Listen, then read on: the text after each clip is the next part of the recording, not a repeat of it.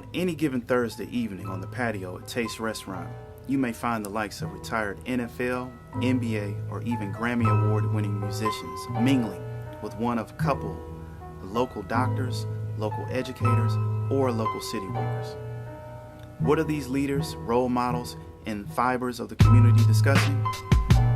Well, we like to take trips down memory lane remembering the good old days that have that nostalgic feeling. But we also tackle contemporary issues that impact our community.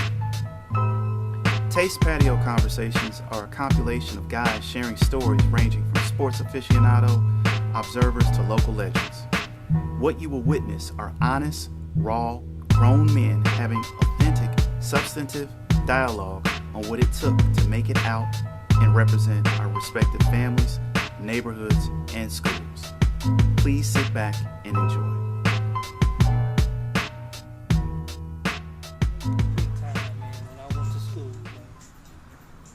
Went to Howard. Yeah. Man, I go to Howard. I told them I'm from Dayton.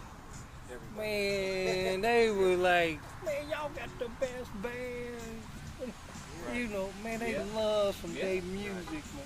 That same thing happened to me when I was in the Army. When I went in the Army, I told them I was from Dayton. They said, oh, no. Howard Players, Heat Wave, Sun, Phazo. They started naming all the groups. I was like, yeah, that's the only other problem with that was the egos.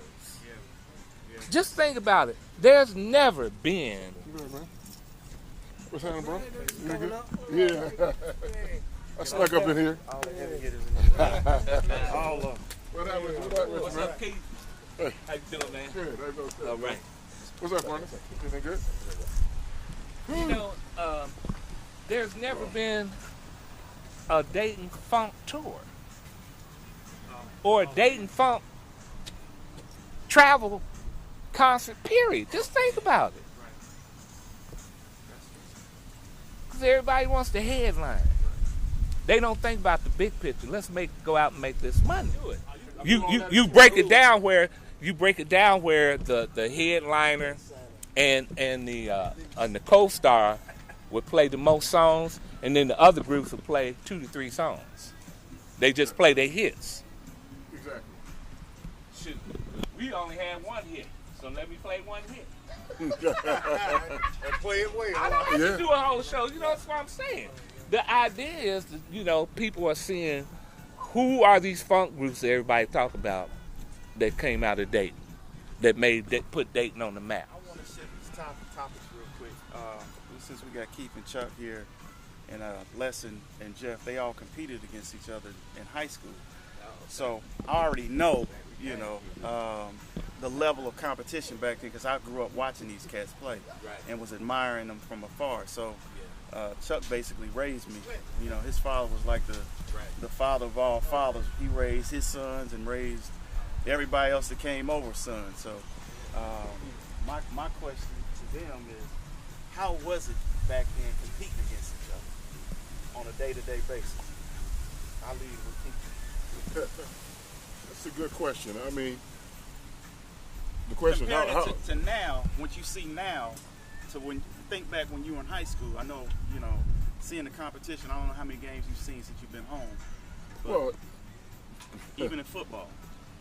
Well, they're both, you know, pretty much the same. You know, it was competitive, but it was a healthy competition. Mm-hmm. I mean, you know, like game is on Friday night. You know, was it more competitive then? Oh, no question. Okay. But I'm talking about it never really got into disrespect. Right. You know, they want to beat us bad, we want to beat them bad. Right.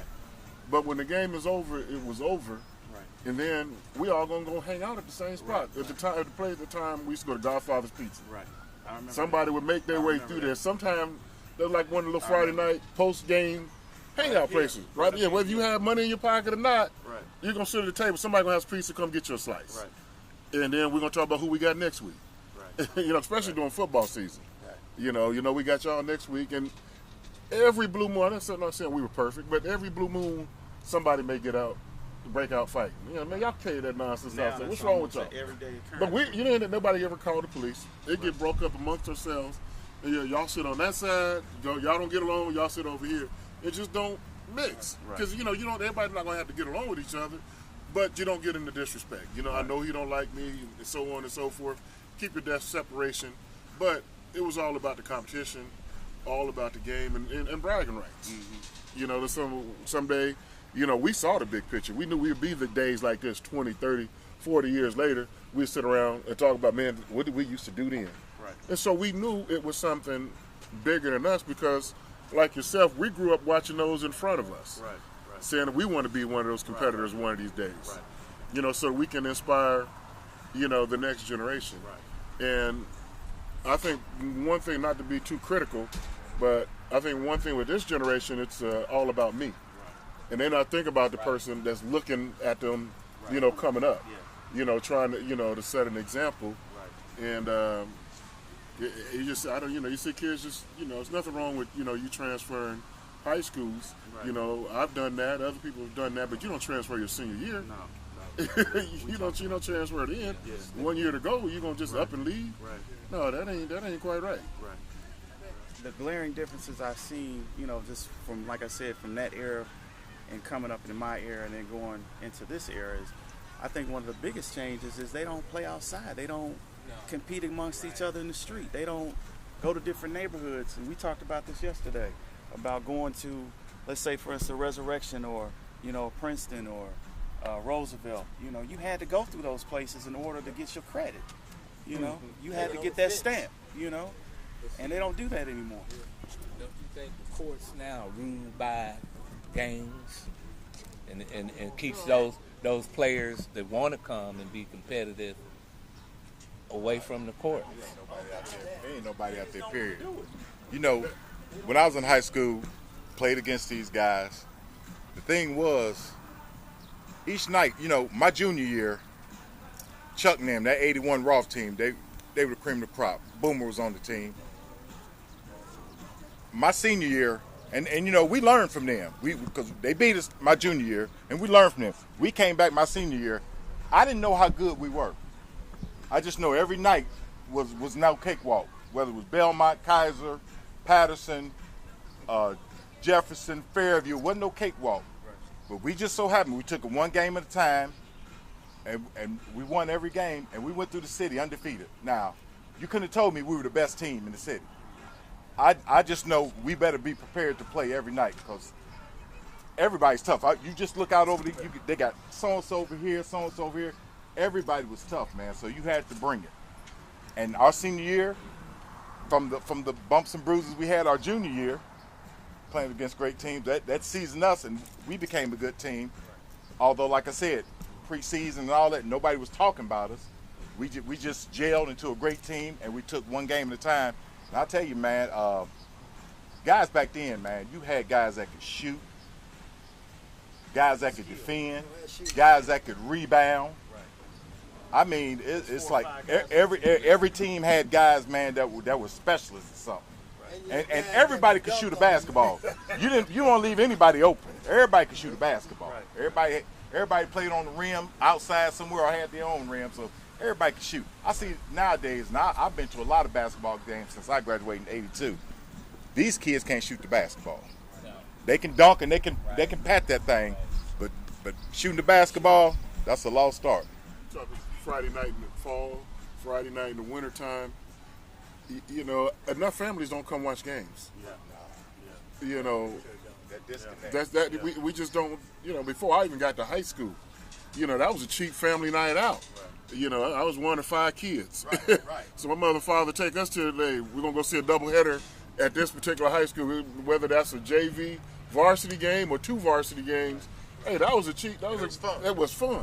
You know, sitting there, you know, going out to Welcome Stadium or to a local gym, you know, in the city to watch a good high school basketball game or football game, whatever it was.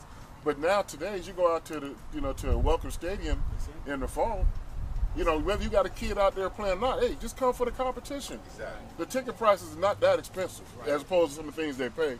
And go out there and then bring your kids and inspire them to go out there and support, you know, our local athletes. Hey, Boone, you remember when we played y'all football, they had people standing on the track.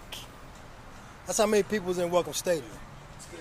Both sides. Both sides was filled, and people were on the track, standing. for 4 quarters. They didn't move. And don't forget it rained. And it rained. And nobody left. And nobody left. Remember the Mellowdale Patterson Oh yeah. 79 game, four overtimes? Oh my God.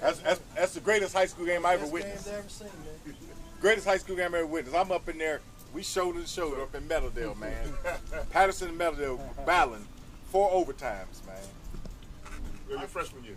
Yeah. I coached last year, and a lot of games we didn't even bring both bleachers out. We just kept one side out because you didn't have enough people to. You didn't have enough people to fill one side.